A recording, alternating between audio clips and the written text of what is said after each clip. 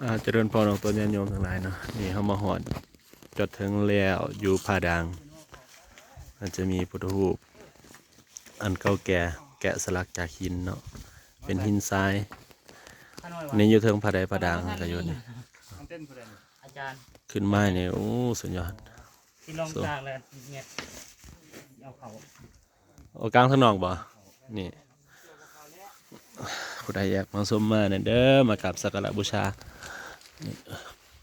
ยุคโดนละได้ยุคแกะสลักหินเบิ่งแต่หินเนาะนี่มันก็จะใส่ขนาดพระเนตรเพิ่นก็ยังใส่นินเนาะ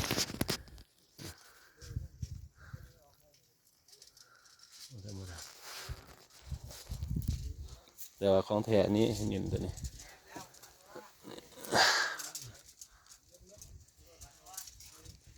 โอ้บ่เห็นยังมื้อเช้าจะสิมาถ่ายใหม่อันนี้เขามาหอดตอนบ่ายโมง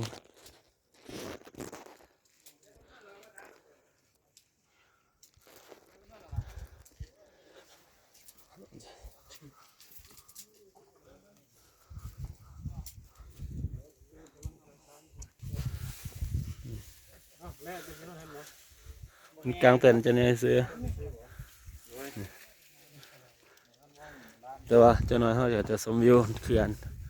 จะเบิ่งพระก่อนเนาะ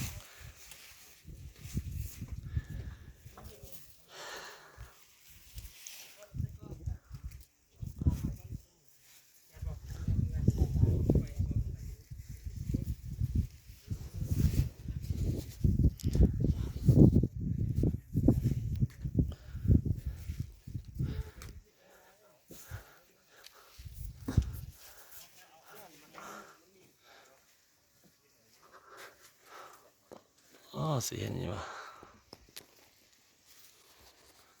บ่เห็นเนาะบ่เห็นนินอ๋อ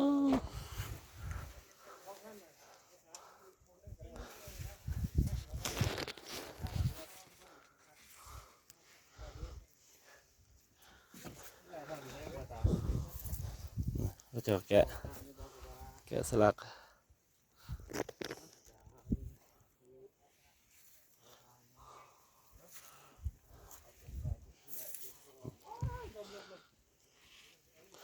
ส่วนนี้กระทรวงแถลงข่าววัฒนธรรมมันขึ้นมาจดขึ้นทะเบียนแล้วเนาะตัวเขาเจาะนะมันดึบหมดละ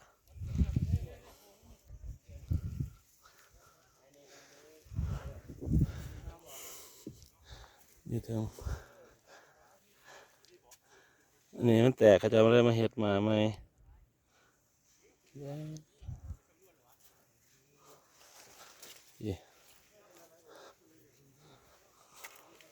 มันจะชมวิวเด้อวิว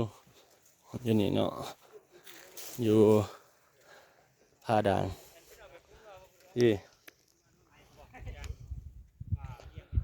อันนี้เขื่อนอ่างเก็บน้ำของน้ำเงิมเขื่อนน้ำเงิมซูมไป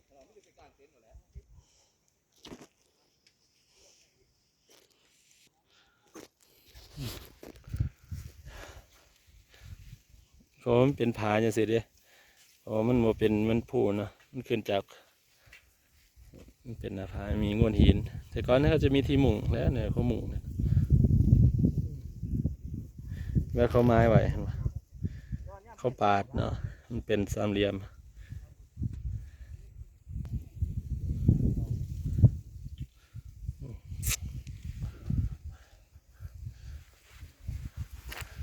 ที่อันนั้นคือผ้าใดที่เนี่ยเห็นนี่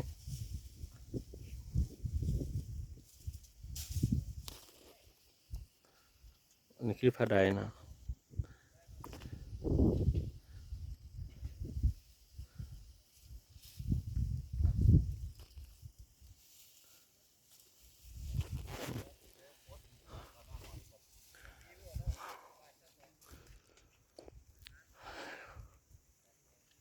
จะเนาะสมวิวแต่ทางของอาจารย์เพิ่นสมวิวตัวผีกะขับอยู่ได้เอาเสียนเมิด โอ้เขาจะมาเที่ยวเขาจะนอนอยู่นี่แหละนี่เอ้าเมื่อก่อนเป็นถ้ำมันนี่แต่ก่อนบ่มีนี่มันนอนได้อยู่บ่นี่ผู้ใดสินอนนี่อ๋อเถิบหินนี่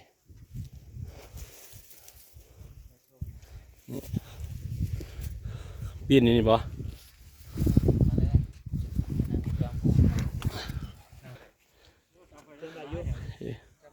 กูมานะ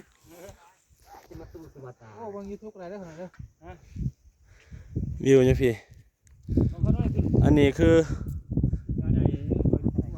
เสาแต่ว่าเขาจะเอามาเขียนภาษาตรี เสื่อมตัวเด่นนิดบ่แหละ ที่จริงน่าสิเป็นซิมเถอะนี่ ได้ขนาดได้ป่ะโอ้อันนั้นกูว่าใช่ไม่ควรเปิดอ่ะ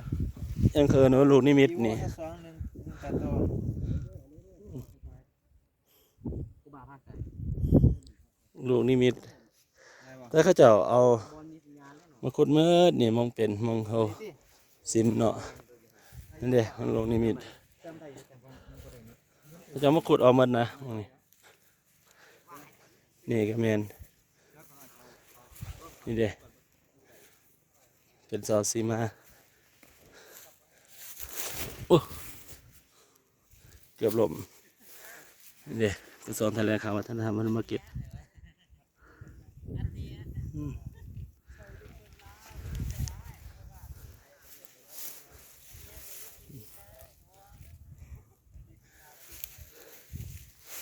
นี่มองชมวิว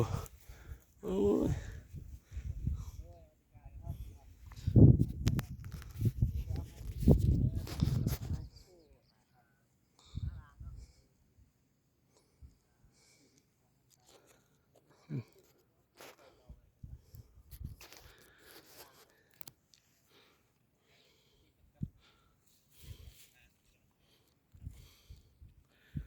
พี่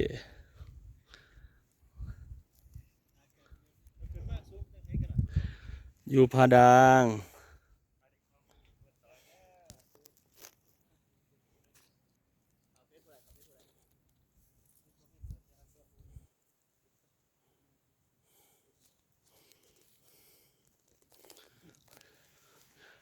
อ่าง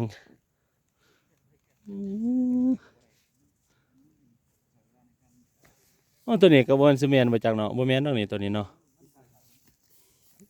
เสาเซมาใบเซมาเขาจะเอามาขุดออกมาเลยท่านนี่เขาสันนิษฐานว่าจะเป็นซิม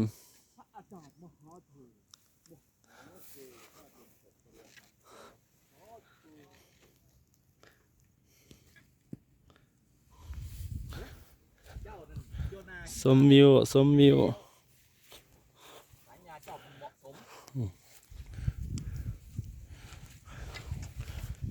เขานอนอยู่นี่เขาหลอดพืชตัวนี้บ่โอ้ นักบาปมันไปเคลียร์อยู่ นี่เด้เขาแกะสลักเป็นหูปคน อันนั้นโลต้องนาไปคือโมนันโลว่าต้มทางหน้า3 บาท มาสุดก่อนบ่ได้สังเกตไว้เออ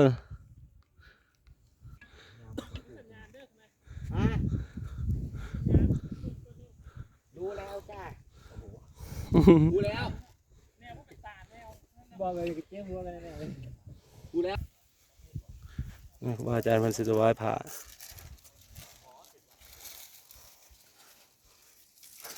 โอ้องค์หน่อยบ่ขนาดนึกว่าองค์ใหญ่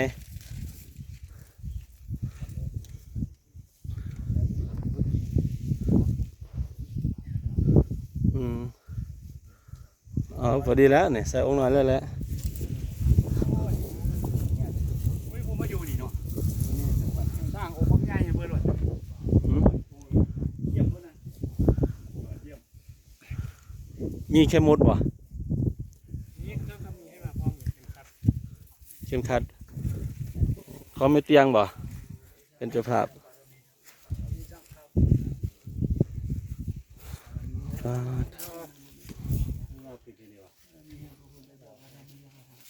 ไม่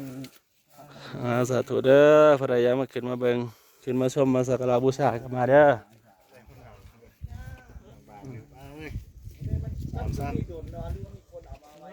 ใช่เขาแกะอยู่นี่เลยได้แกะสลักอยู่นี่เลยนี่แหล้วหินเดี๋ยวนี้แหล้วเขาแกะเนี่ยมันเป็นหินทรายมันแกะได้สาธุดีๆมีแฮงทุกคนเด้อ